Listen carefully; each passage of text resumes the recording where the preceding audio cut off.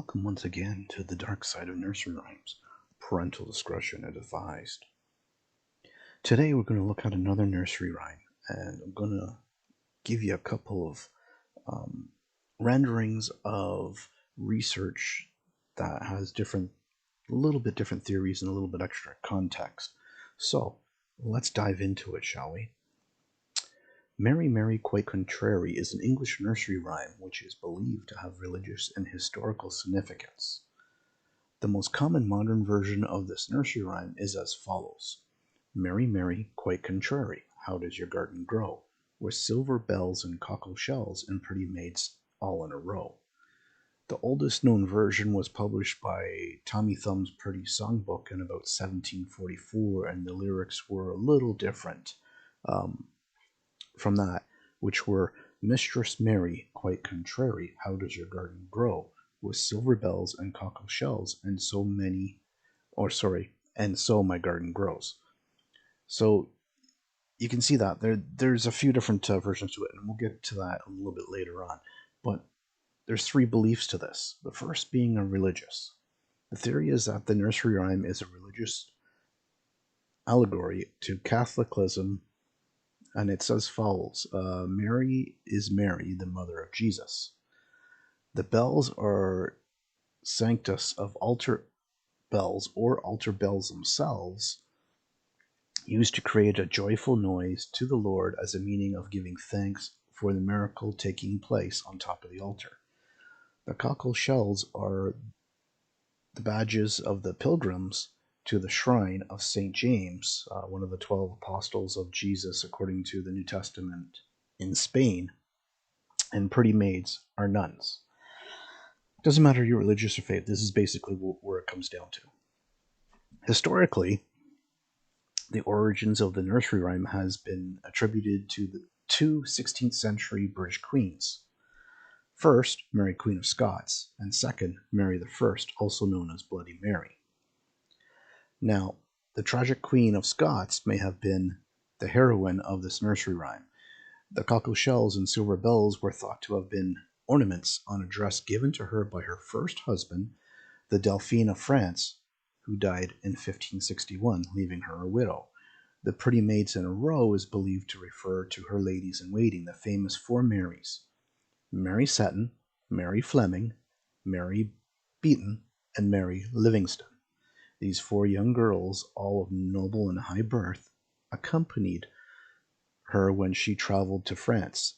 They all had Scottish fathers, and two of them had French mothers, and could be relied upon to the loyalty of the Scottish Queen and also to her French mother, Marie de Guise. Mary I, or Bloody Mary as some people have referred to her as, was the elder daughter of King Henry VIII. Mary was a devout Catholic, and upon ascending to the throne following the death of her brother Edward VI, restored the Catholic faith to England. This, according to this theory, earned the description Mary, Mary, quite contrary.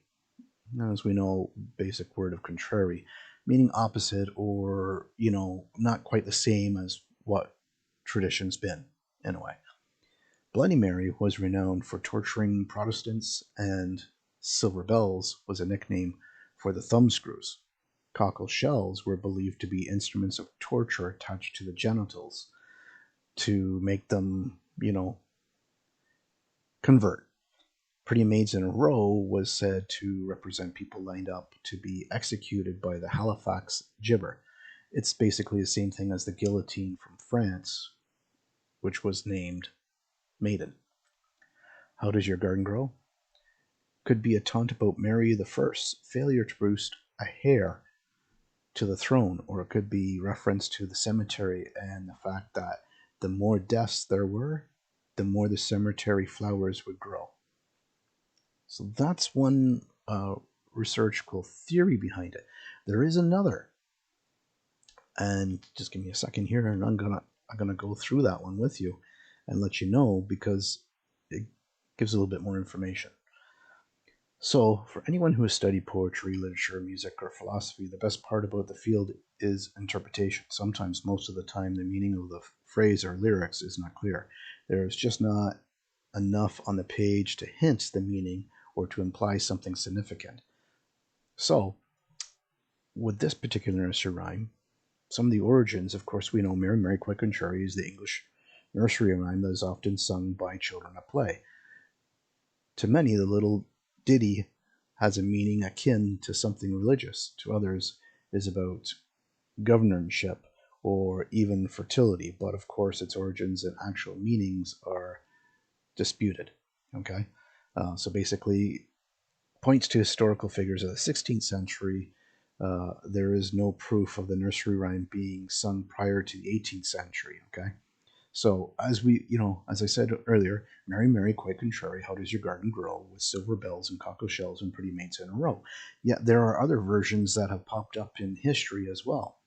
Okay, for example, the oldest known version of the rhyme was published, like I said earlier, Tommy Thumb's Pretty Songbook, 1744. And that one went, Mistress Mary, quite contrary, how does your garden grow with silver bells and cockle shells, and so my garden grows. But the third one, such as the offering from the 18th century, was Mistress Mary, quite contrary, how does your garden grow with silver bells and cockle shells, sing cockholds in a row. And even more uh, accepted versions, the last line varied throughout, different history as well. Instead of, being what it was, the last line such as these, cowslips in a row with lady bells all in a row. So what could that all mean?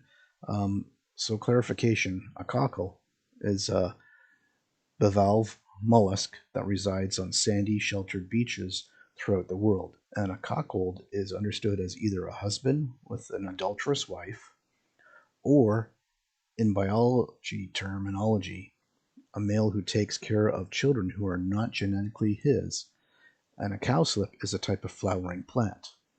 Okay, so what are possibly some of these meanings? I'm going to go through this right here. So, meaning the nursery rhyme is disputed is vague enough to offer many interpretations, and due to its variations in ending lines and verbiage, there are many ways to understand the history of the meaning as well as the meaning itself. So, for example, Mary refers to Jesus' mother, and thus the rhyme is about the spread of the Catholicism. Right? Others suggest the name refers to Mary First of England, Mary Tudor, or Mary, Queen of Scots, Mary Stuart, who were both contemporaries in the 16th century. Basically, they were cousins, but they were competing for the throne of England, which in some 200 years before the rhyme was popularized. So basically, they're thinking that maybe the rhyme points to all these people and their commonalities. The garden itself, the most important part of the rhyme, for any bit of song to stick around for hundreds of years, there is likely has been many applications and interpretations. One meaning doesn't tend to stick in history, but several have a better chance.